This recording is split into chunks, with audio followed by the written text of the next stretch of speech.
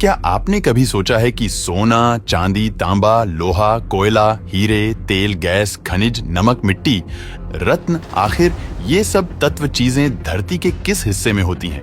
ये बनती कैसे हैं? और क्या धरती के अंदर कुछ ऐसा भी है जो इंसानों ने आज तक देखा तक नहीं? क्योंकि धरती का एक ऐसा हिस्सा है जो हमारे पैरों के नीचे तो है, लेकिन आज भी विज्ञान की सबसे बड़ी पहेलियों में से एक है।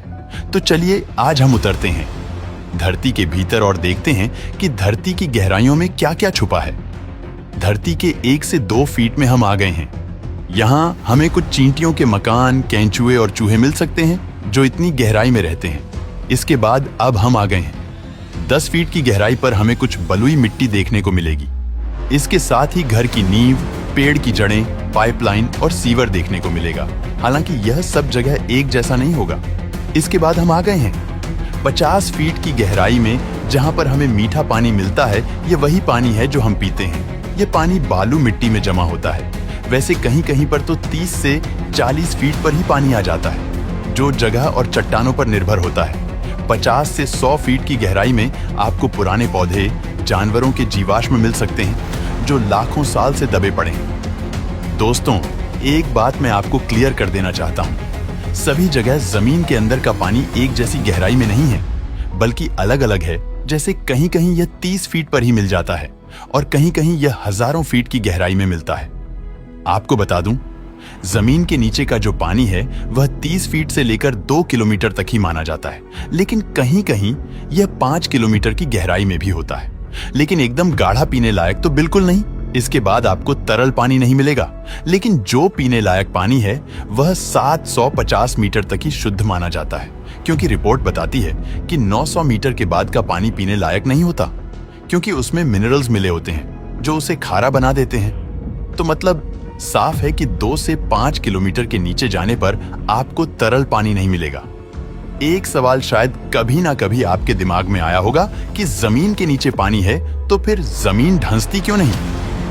तो मैं आपको बता देना चाहता हूं, इसके कई कारण हैं। जमीन के अंदर का पानी बिल्कुल वैसा नहीं है जैसा समुद्र में होता है, बल्कि पानी जमीन के नीचे छोटे छोटे छेदों या दरारों में चट्टानों, रेत, कंकड़ और मिट्टी के बीच होता है। यह पानी नीचे की परतों में रुका रहता है। साथ ही यह एक प्रेशर उत्पन्न करता है और यह धरती को ऊपर की तरफ धकेलता है। अगर किसी जगह पर ज्यादा पानी मौजूद है और उसे ज्यादा मात्रा में निकाल दें तो वहां की जमीन नीचे धंस जाएगी, क्योंकि पानी खत्म होने की वजह से जमीन खाली जगह को भरने के लिए दबाव बनाती है। उदाहरण के तौर पर मेक्सिको सिटी में 30 से 40 सेंटीमीटर तक जमीन धंस गई। वजह जमीन के नीचे के पानी का स्तर कम हो जाना। खैर, आगे बढ़ते हैं। आगे लगभग 500 मीटर की गहराई में जाने पर हमें काली, दोमट और बलुई मिट्टी की परतें मिलती हैं। हालांकि कहीं कहीं पर यह मिट्टी धरती की सतह पर ही पाई जाती है।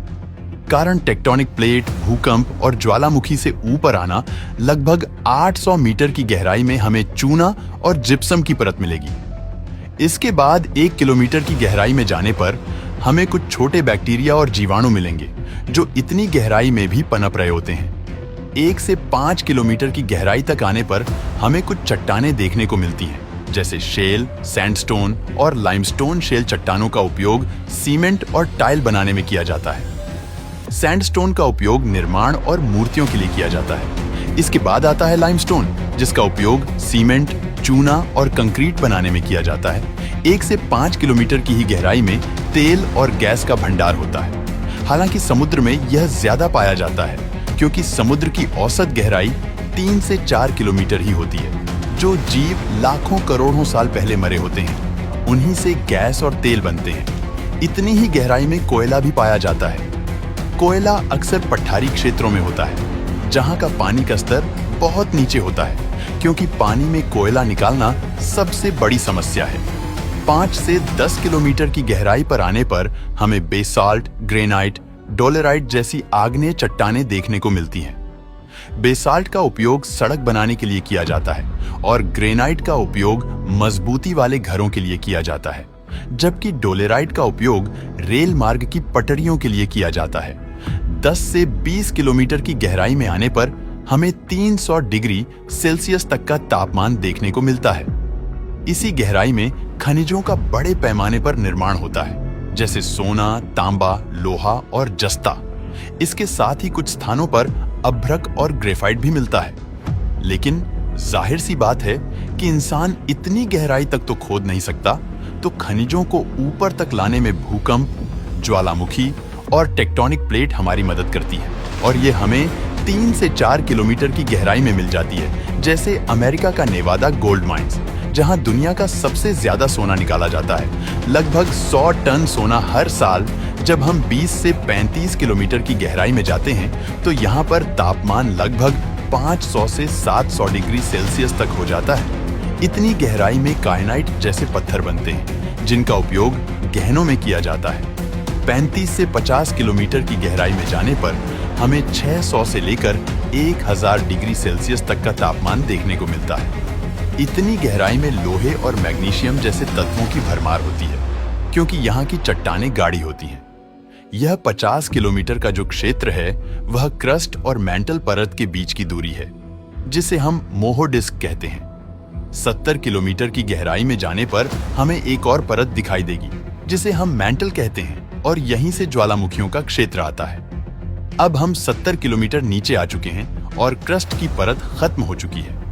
अब हम मैंटल वाली परत में सफर करेंगे, जो करीब 2900 किलोमीटर जितनी मोटी है। यह परत धरती की सबसे मोटी परत है। यहाँ का तापमान 1000 डिग्री सेल्सियस होता है। 100 किलोमीटर की गहराई में आने पर हमें प्लेट टेक्टोनिक देखने को मिलेगी, जो अलग अलग दिखाई देंगी। आगे लगभग 450 किलोमीटर की गहराई में जाने पर तापमान लगभग 1600 डिग्री सेल्सियस तक हो जाता है। कुछ वैज्ञानिकों का अनुमान है इस जगह पानी का एक विशाल भंडार मौजूद है। शोध के अनुसार पूरे धरती के समुद्र के पानी से भी ज्यादा पानी यहाँ मौजूद हो सकता है, लेकिन यह पानी तरल नहीं बल्कि खनिजों में बंधा हुआ होता है, जिसे रिंगवुडाइट कहते हैं। 1000 किलोमीटर नीचे आने पर यहाँ न कोई पदार्थ ठोस और न ही तरल अवस्था में होता है, बल्कि जैसे एक ठोस प्लास्टिक होती है वैसा होता है। यह बहुत धीमी गति से बहती है, और यहीं से भूकंप, ज्वालामुखी और टेक्टोनिक प्लेट सरकने जैसी गतिविधि का निर्माण होता है। यहाँ का तापमान 1822 डिग्री सेल्सियस तक होता है। 2000 किलोमीटर नीचे आने पर हमें 3500 डिग्री सेल्सियस तक का तापमान देखने को मिलेगा। यह हिस्सा भी बिल्कुल आधी ठोस प्लास्टिक की तरह होगा, जो धीरे धीरे बहता है।